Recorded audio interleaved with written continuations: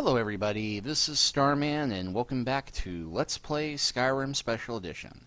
Well, last time you remember we talked with Parnifax, the leader of the Greybeards, who we found out is a bloody huge dragon. And he apparently wound up betraying his own people in order to save humanity and help them get rid of Alduin. Well, I say get rid of in the literal sense because it turns out they did not kill Alduin. They used magic to send him forward in time, and in order to learn the magical shout that can be used to bring dragons to the ground and make them much easier to fight, I'm going to have to get my hands on Elder Scroll, which is why we're now at the library in the College of Winterhold looking for one. And I stopped as the head librarian went off to go find it, and here we are. Go. Try not to spill anything on them. I don't want to see you treating any of these books poorly. Are we clear? And by happy coincidence, he happens to have a book called The Rise and Fall of the Blades out. Which we can flip through this, but it doesn't tell us anything that we didn't already know. Basically, the Blades used to be the bodyguards of the Emperor and Dragon Slayers, and now they're not much. So, effects of the Elder Scrolls and ruminations on the Elder Scrolls. Hundreds of years have gone into assembling this collection. It's going to stay pristine, understand? So, we'll check the effects of the Elder Scrolls. It is widely known among scholars that the Elder Scrolls entail a certain hazard in their very reading. The mechanism of the effects has, at present, been largely unknown. Theories of hidden knowledge and divine retribution were the subject of idle speculation with very little investigation. I, Justinus Paulinus, have undertaken to thoroughly document the ailments afflicted by the Elder Scrolls on their readers. Their unified theory of how they manifest continues to elude me and remains a subject for future study. I have grouped the effects into four, finding that the avenue of experience depends largely upon the mind of the reader. If this is unclear, I hope that a proper dichotomy will lay it plain. Group the first, the nails. For one who has received no training in the history or nature of the Elder Scrolls, the scroll itself is effectively inert. No prophecy can be scribed, nor knowledge obtained. While the scroll will not impart learning to the uninformed, nor will it afflict them in any adverse fashion. Visually, the scroll will appear to be awash in odd lettering and symbols. Those who know their astronomy often claim to recognize constellations in the patterns and connections, but such conjecture is impossible to further investigate since the very nature of the study necessitates unlearned subjects. Group the second, the unguarded intellects. It is this group that realizes the greatest danger from attempting to read the scrolls. These are subjects who have an understanding of the nature of the Elder Scrolls and possess sufficient knowledge to actually read what is inscribed there. They have not, however, developed adequate discipline to stave off the mind-shattering effect of having a glimpse of infinity. These unfortunate souls are struck immediately, irrevocably, and completely blind. Such is the price for overreaching one's faculties.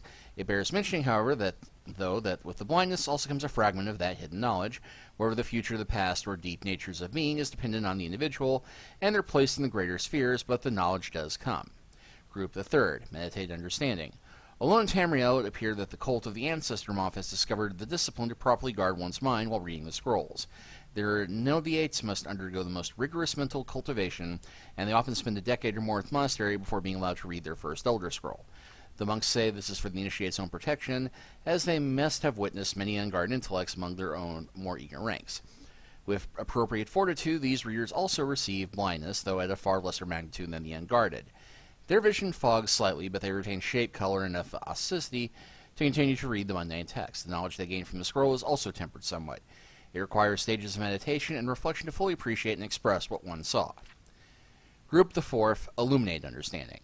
Between this group and the previous group and this one exists a continuum that has, at present, only been traversed by the monks of the Ancestor Moth. With continued readings, the monks become gradually more and more blind, but receive greater, more detailed knowledge. As they spend their waking hours pondering the revelations, they also receive a further degree of mental fortitude. There is, for every monk, a day of penultimate reading, when the only knowledge the Elder Scroll imparts is that the monk's next reading will be his last. For each monk, the penultimate reading comes at a different time and a knowable time. Preliminary work has only been done to predict the occurrence by charting the severity of an individual monk's blindness, but all who reach the later stages report that increasing blindness seems to taper with increased readings. Some pose the notion that the other, unseen sense is in fact continuing to diminish at this upper range, but I shall leave such postulations to philosophers. To prepare for his ultimate reading, a monk typically withdraws to seclusion or to reflect upon a lifetime of revelations and appoint his mind for a reception of his last. Upon this final reading, he is forever blinded, as sure as those unguarded ones who raised to knowledge the Illuminated One, though he has retained his understanding over a lifetime and typically possesses a more integral notion of what has been revealed to him. It is hoped that this catalog will prove useful to those who wish to further our immortal understandings of the Elder Scrolls. The Moth Priests remain aloof about these matters, taking the gradual debilitation that comes of reading this as a point of pride. May this serve as a useful starting point for those hoping to take up such study. Okay, so basically, you read the scrolls, you risk going blind or being struck dumb. So we have Ruminations on the Elder Scrolls by Septa Cygnus, College Winterhold. Ask Urug about the Insane Book. Well, let's see. Imagine living beneath the strong waves. We don't really need to read through this, but basically it just quickly describes the whole process of being able to read the scroll using something else. You need a book? You talk to me. Otherwise you're going to find yourself in a lot of pain. This book is incomprehensible. Aye, that's the work of Septimus Cygnus. He's the world's master of the nature of Elder Scrolls. But, well... He's mad. He's been gone for a long while. Mad! Too long. Where'd he go? Somewhere up north, in the ice fields. He said he found some old Dwemer artifact, but well, that was years ago. Haven't heard from him since. Well, we could talk to Argner about all this, or actually we already completed that one, so now we need to find this guy. And I think by sheer coincidence, we just happen to might know where he is.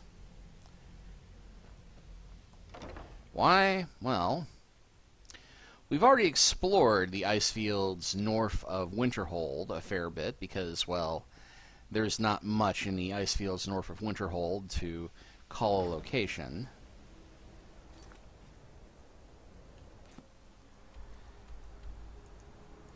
Although, in point of fact, we did not go that far north.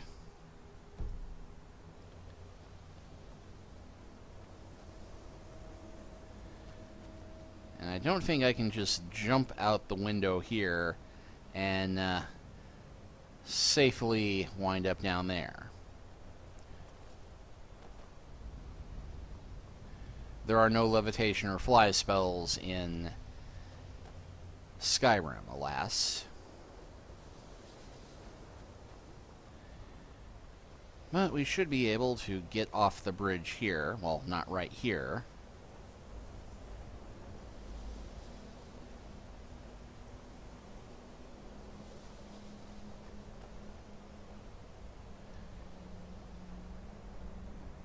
And, wait a minute. I've been looking for you. Got something I'm supposed to deliver. Your hands only. Oh, my hands. Let's see here. I have a letter here from Quintus Navale in Windhelm. He said it was urgent. Who? Looks like that's it. Got to go. Okay, looks like some items were added, but let's go ahead and see the books first. Let's see, letter from Quintus. Repairing the file, let's see. During Aurelian's convalescence, I've been studying the legends of the file. I don't know enough enchanting to make one anew. With the proper materials, may be able to repair the original. Please come see me as soon as you can. Yeah, I thought there was a little bit more to that quest that never got done, but, anyway. That'll be something to pursue later, but right now... I love the cold air. It's exhilarating. Perhaps it's because of my Nord blood, but there's something about it that makes me feel alive. Yeah, I don't think I'm going to be able to hit the water jumping from here, but... Oh, what the heck. Yeah! Missed it by that much.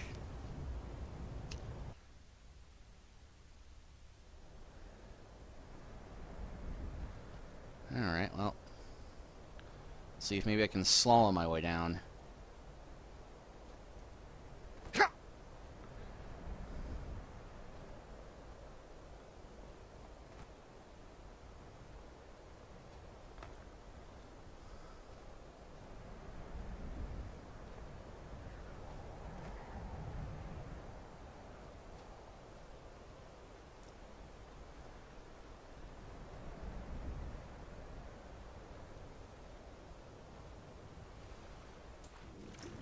You know, it's a very good thing that this game does not have realistic rules regarding hypothermia.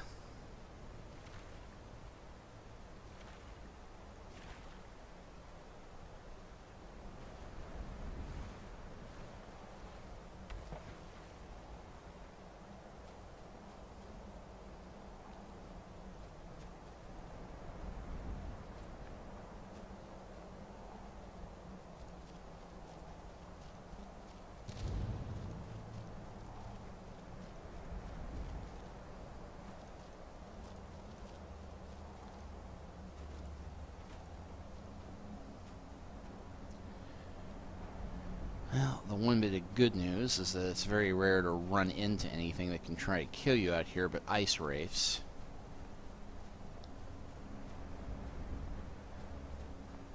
The ice wolves don't come up this far north.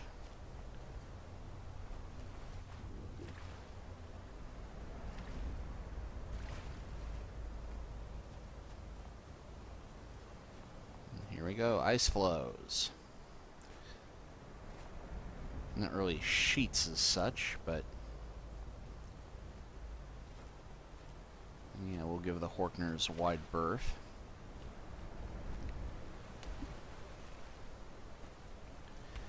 Now that I think on it, there actually is a mod that will add hypothermia rules and sap your strength if you are not properly dressed for cold climates. And bingo, outpost. Heaven knows how we sensed to find him here, but there we go.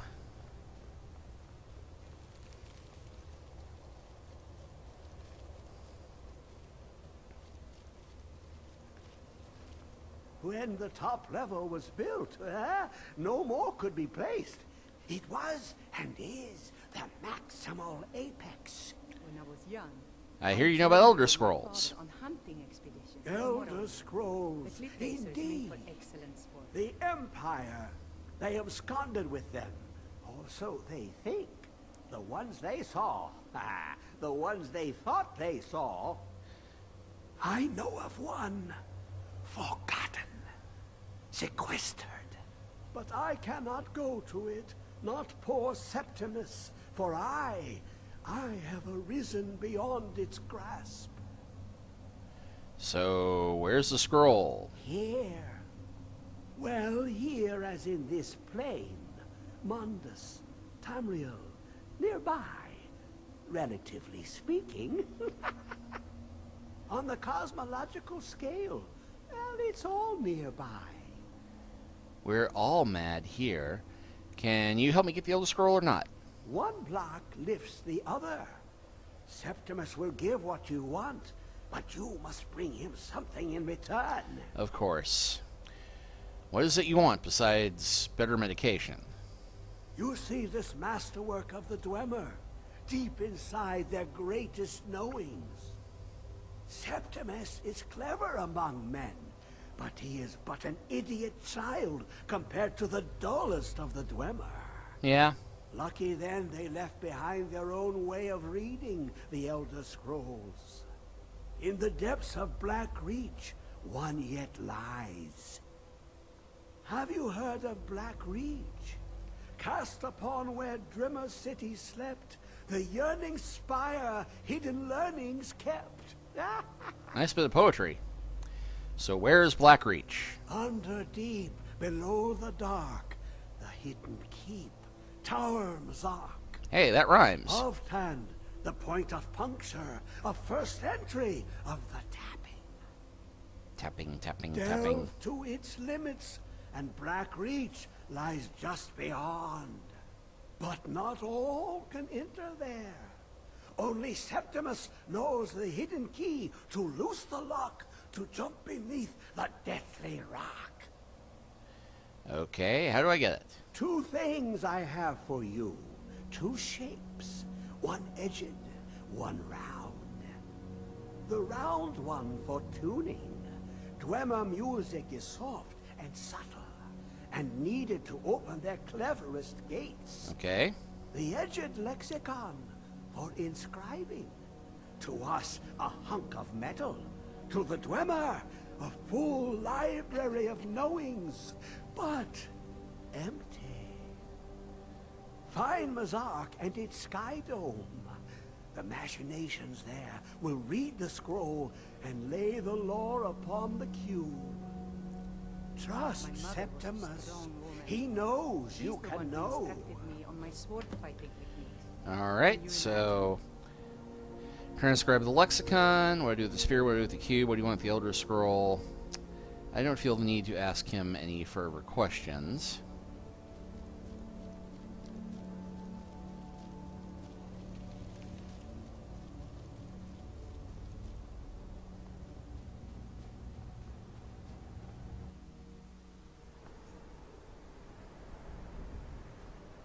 Alright, well, with that done,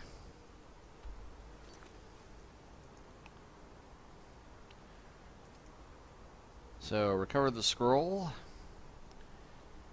We have to transcribe the lexicon first, which, hey, I know just where that place is.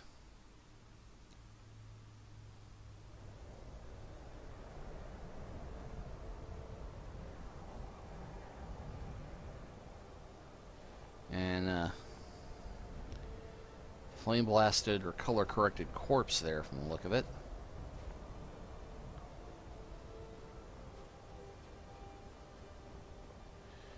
Well, what the heck, before we go in there,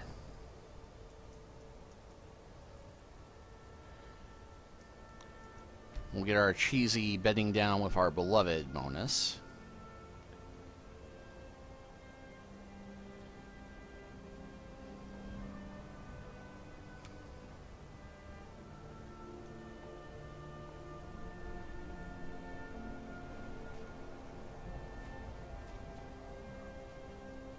My father wanted me to follow in his footsteps as a hunter, but I set my aspirations a bit higher. He never complained.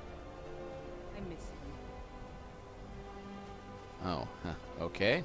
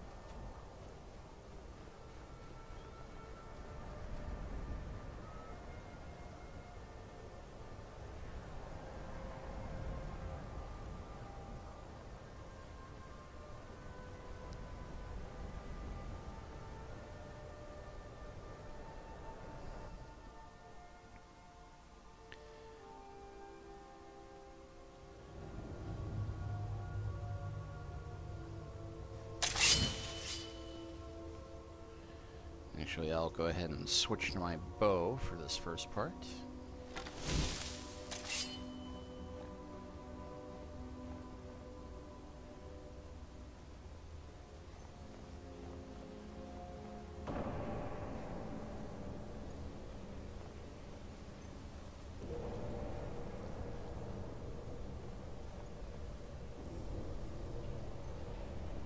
Abandoned mine, abandoned camp in the mine. This is looking promising.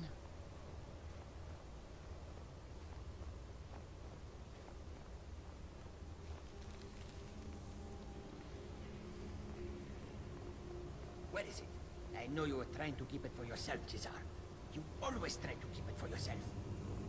No, there's got to be more scoop. Shut up! Shut up! Don't lie to me, Cesar. You hid it. You always try to steal it from me. Okay, got some Khajiit up ahead.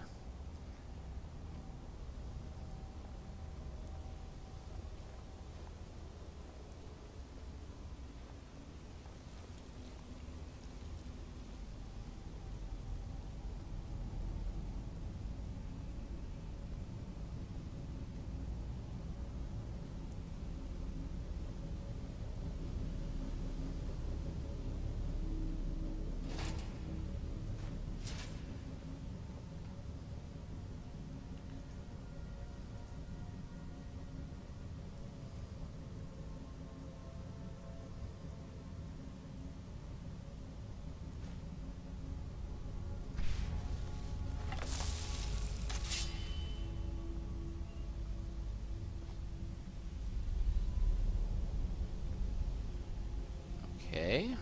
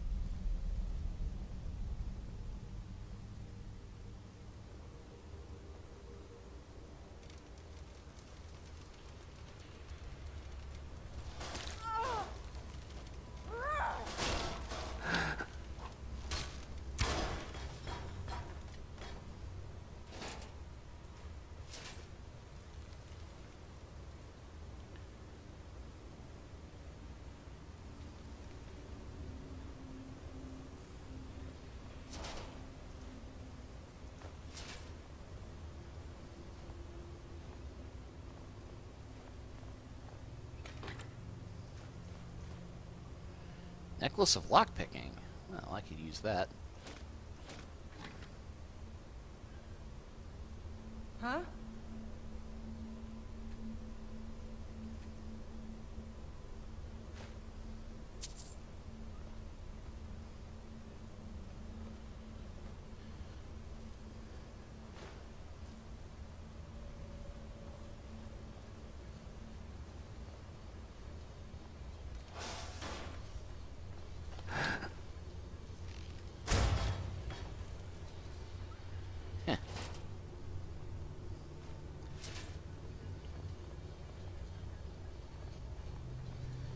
Somebody clearly came by this way quickly if there or recently if there's torches burning. What? Who is this, brother? Another of the smooth skins looking for food? But this one wasn't trapped with us. No. No! You must be the one who took my skooma.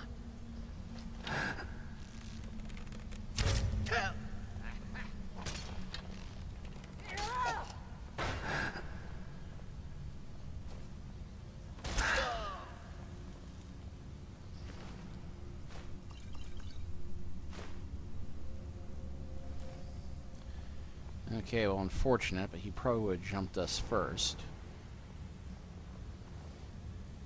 And this apparently would be the other brother.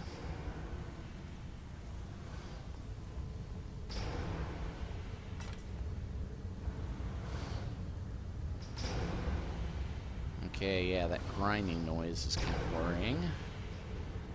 It's more of a pounding.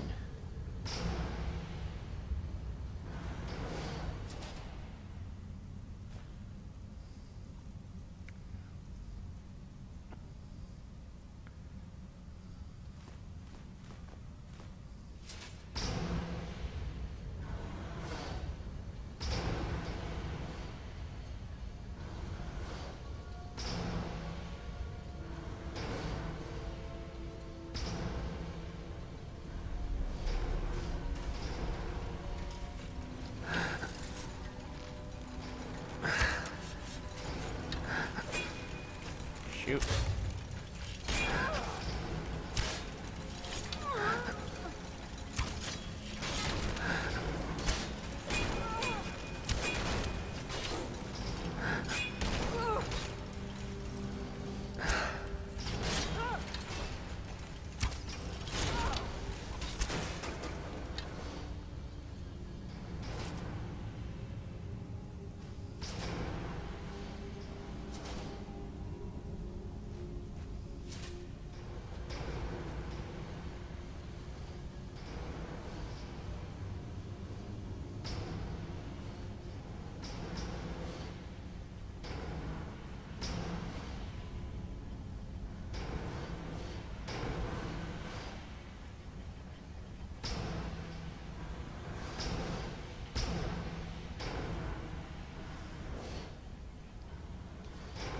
Looks like our path is down this way.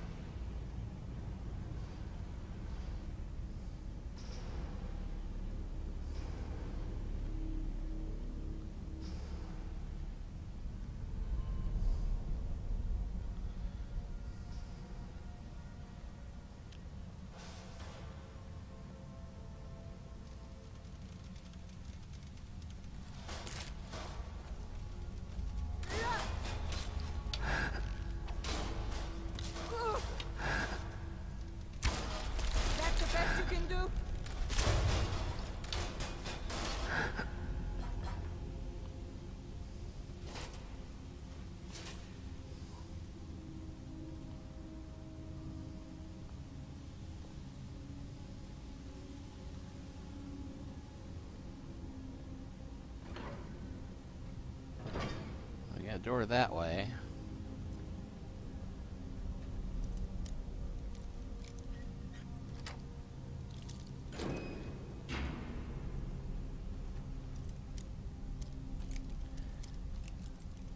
I thought this gate might be a shortcut. Looks like it's just extra treasure, which I hardly need at this point, but then again, what's mine is mine.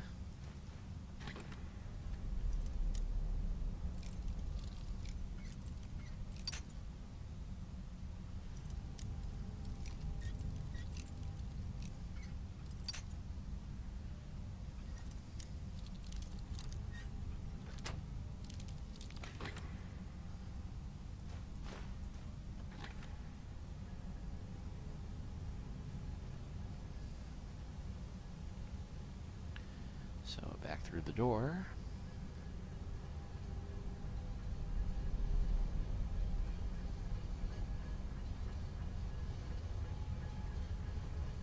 Clearly a trap.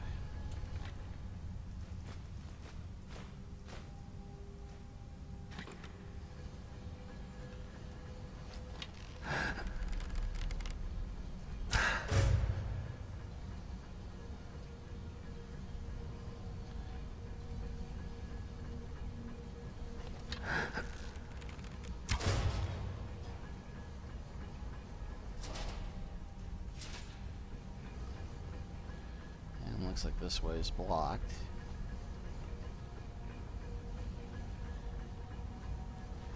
And no way through that rubble, so back the way that was guarded.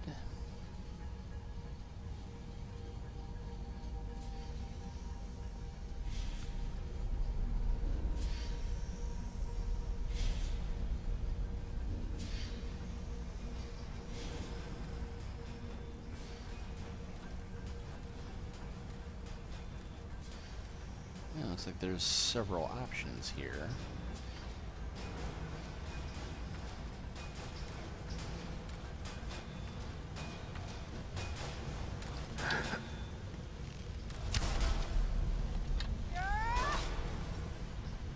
Nice job, Barda. Well, pretty much.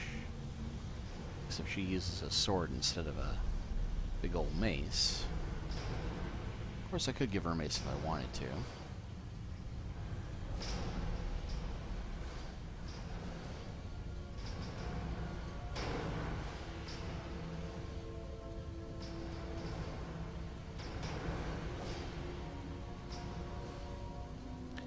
And I think a little bit of magic is needed at this point.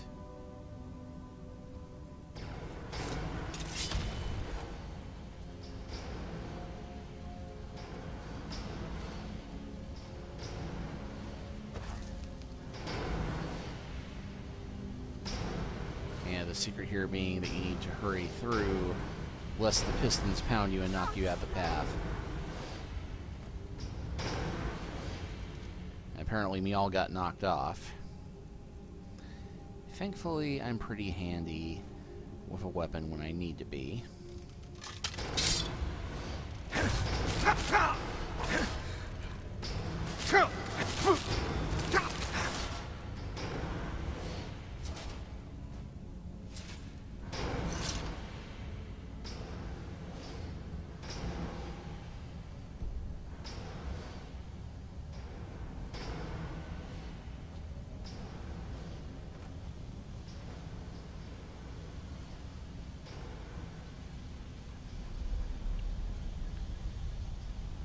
This appears to be our next step, and we'll go ahead and step in here, and y'all should automatically catch up with us.